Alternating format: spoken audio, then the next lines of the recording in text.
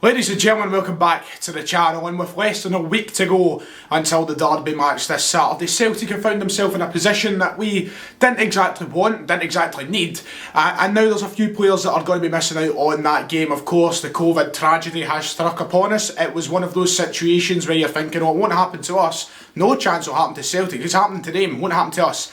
And then it happens. It was something that was in the back of our minds, it was creeping up on us, and now it has struck. And now we've got to deal with the consequences. We're fortunate enough not to be in a position where we have to forfeit games, which we've seen happen to some clubs, especially in the Betfred Cup. And now we just have to go on what we've got, and there's no denying we've got a squad that is good enough to beat Rangers despite these absences at the weekend. So, right now, on Monday afternoon, what is the team that I would play against Rangers on Saturday? We're going to take everything into account, and we're going to see what I think is the best 11 that we can play at Celtic Park against Rangers.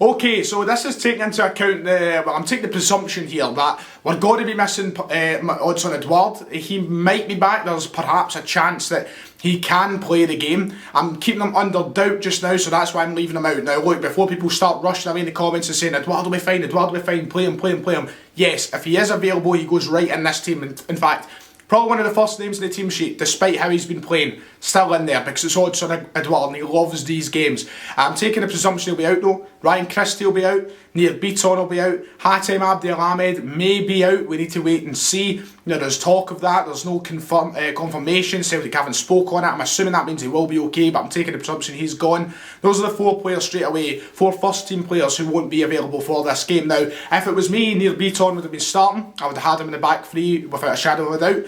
Elhamed would have been up with contention to start as well. Christie probably would have started the game. I don't know if I'd personally pick him, but he probably would have under Neil Lennon, and Edouard definitely as well. So we're taking the assumption that these four are out. Now, this team is subject to change, and when I do my my match prediction and my team prediction on Friday, I might actually change it up, and you'll see that then. But as we sit right now, with the players who are available and unavailable, this is going to be the 11 that I think Neil Lennon should start against Rangers on Saturday. Right, let's start with who I think is no competition. There's no debate as to who doesn't start.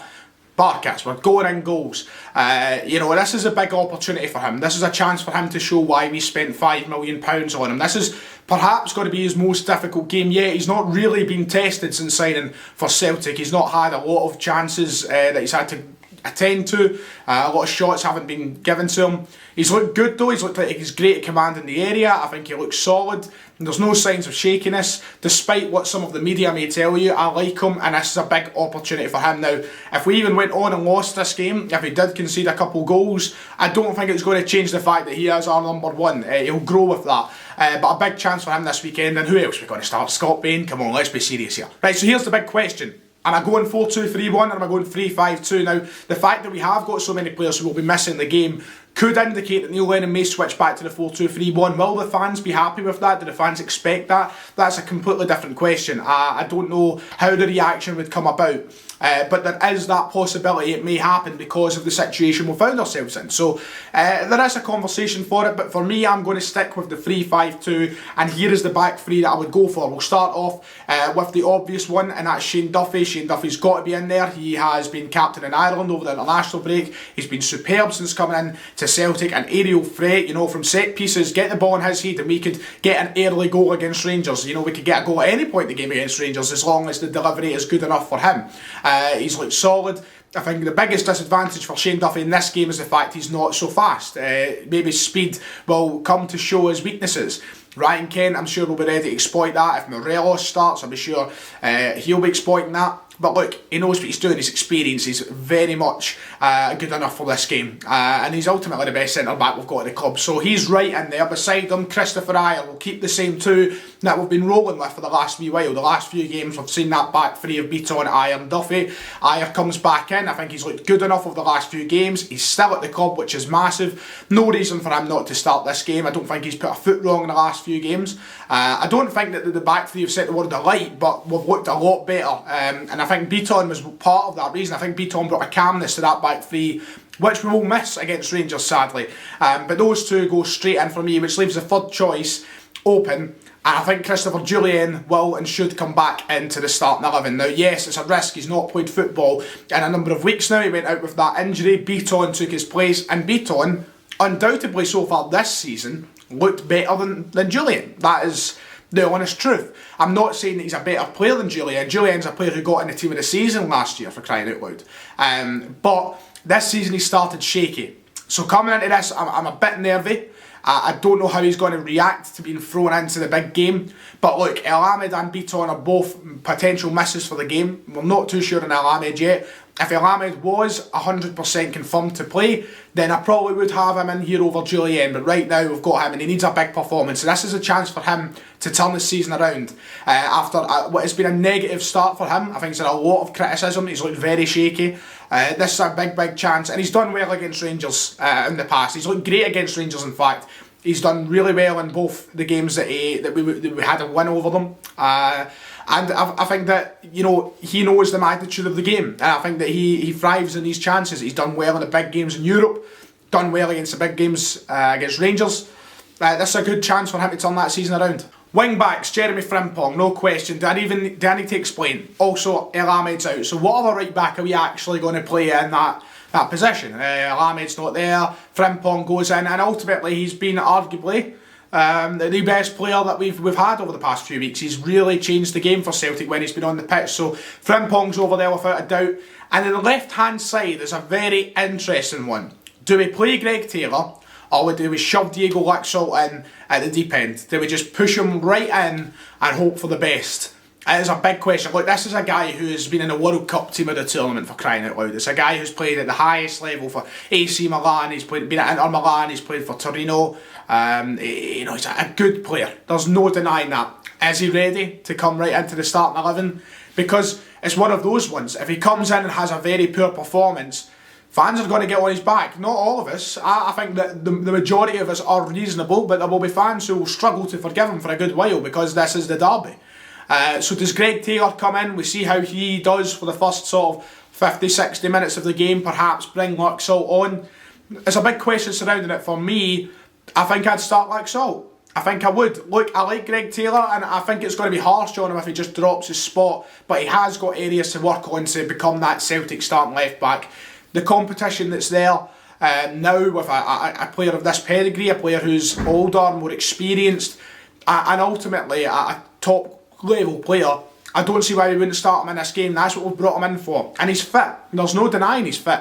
And he's had these 2 weeks to prepare now over the international break. So for me, maybe to the disagreement of some, Laxalt goes in the starting 11. Three in the middle. Ryan Christie's gone. He will not be in this game. He will not be involved. And I think some Rangers fans will actually be quite happy with that because they know how good a player technically Ryan Christie is. And he's the kind of player who can take a hold on the game and change things.